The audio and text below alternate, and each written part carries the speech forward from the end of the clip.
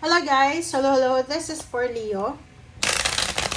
Welcome Leo. Alamin natin kung anong messages, vibration, gabay para sa lahat ng Leo. So, this is weekly tarot reading. Okay, Leo, first week tayo ng April. Holy Week. Okay. Holy Week. Okay, Holy Week tayo.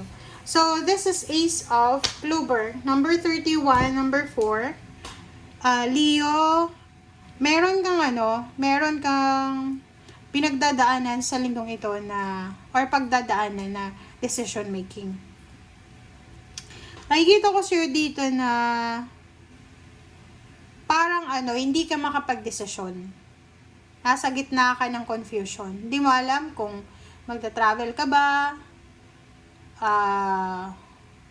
magde-decision ka ba, paperma ka ba ng kontrata, or ano pa man. So, please comment down below if you resonated, guys.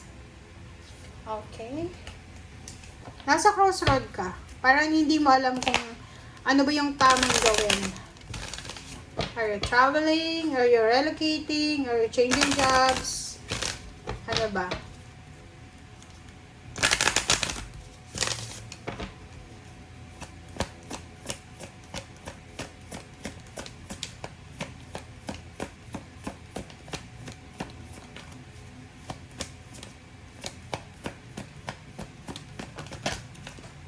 Okay, number 12. Privileged lady. Oh, you're dealing with your boss. You're dealing with your boss, with your employer, with someone na ma-impluwensya.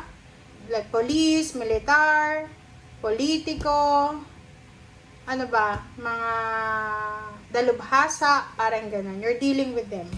So, hindi ka makapag-desisyon. Hindi ka makapag-desisyon this week kasi parang nasa crossroad ka. Hindi mo alam.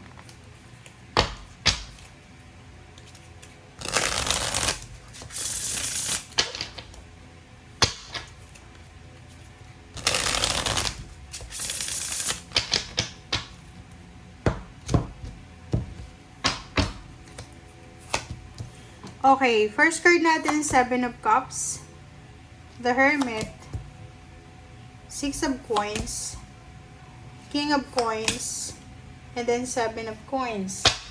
Sa ilalim mo dito ay 9 of Wands and 5 of Cups. So, nakikita ko sa'yo dito, Leo. Kung makikita mo dito, you are, pagod na pagod. Okay? Nakikita ko sa'yo dito na sobrang napapagod ka. Posibleng sa linggong ito, makakaranas ka ng exhaustion. Sobrang pagod na pagod ka. And nakikita ko sa'yo dito na pwedeng nag-overtime ka. May full-time, may part-time. Pero, kailangan mo magpahinga eh. Parang yun yung pinoproblema mo. Parang iniisip mo na magpapahinga ka ba or hindi, or itutuloy mo ba yung plano mo, ganyan ganito. So, sabi ng bara sa'yo dito, kailangan mo magpahinga. Okay? 7 of Cups and the Hermit. Choices na naman to eh. So, parang nakikita ko sa'yo dito na physically, okay Leo, physically, mentally, nakakaramdam kayo ng pagod. Pero, because of success, because of money, because of obligations, because of your job, your career, talagang titiisin mo eh. 'Di ba? Titiisin mo yung pagod mo eh. Kasi, isipin mo sayang yung sweldo, ganyan ganito. So, ngayon, sinasabi sa'yo ng The Hermit na pag-isipan mong mabuti ang linggong ito. Kasi importante na pagpagod ka, lalo na physical na exhaustion yan, or lahat naman, physical, mental, kailangan magpahinga. Okay? Nakikita ko sa'yo dito na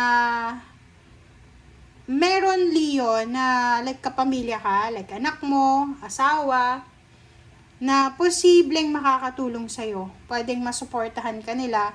Like, halimbawa, kung hindi ka muna magtrabaho because nagpapahinga ka, they are willing to support you financially. Okay? So, sinasabi, they are providing you financial support. And, sinasabi ng Barasa dito na, hindi ka dapat na nag-aalala. It's because, God will provide. 'Di ba?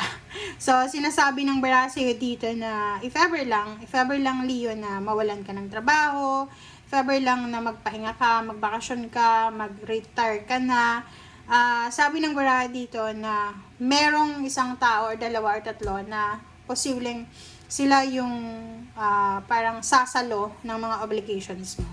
Sila yung sasalo para sa mga bills mo or ganyan ganito. Okay?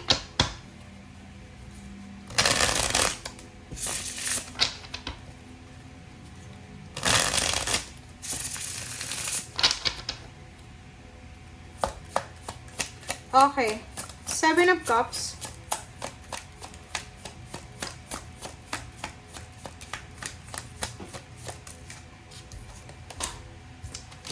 Okay, 7 of Cups is 8 of Swords. So, yun. Nakikita natin dito, mayroong ibang Leo na parang hindi kayo makapag-desisyon kasi parang feeling yung stagnant. Walang choice. Walang choice, walang option. Sinasabi ng Barasa yon na kailangan mong pag-isipang mabuti. Okay? Ang importante daw na magiging parang reaction mo sa linggong ito is yung thoughts. 'Di ba? Kailangan hindi ka yung kagaya dati na kung ano lang yung available, yun lang yun. Mag-isip ka daw. Okay? Pag-isipan mong mabuti. You need to analyze the situation. You need to meditate, contemplate, pray. And yun, analyzation ng situation mo. Kasi, sinasabi ng barahan na may gustong ipahiwatig sa iyo ang universe. And, sinasabi ng barahan na ano man ang mangyari sa linggong ito, it's a protection and redirection of the universe sa iyo. Okay?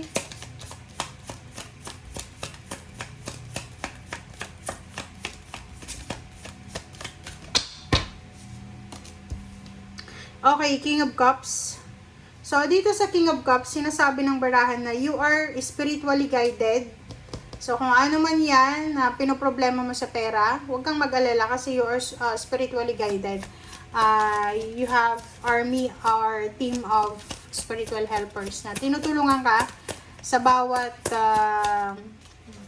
decision making mo everyday. Okay, 9 of Cups. Diba? Sabi ng Baraseo dito, Leo, you need to focus not only financial success, but also the emotional happiness. Okay? So, sa linggong ito, sinasabi Leo ng barahan na importante daw na masaya ka. Importante na yung emotion mo ay umaapaw kaysa sa pera. Diba? Sabi ng Baraseo dito na alisin mo yung pain, heartaches, or sama ng loob, resentments na nararamdaman mo sa linggong ito. Okay? Alisin mo yan. Okay? Huwag kang masyadong magpanic. Importante is masaya ka. Thank you guys. Bye!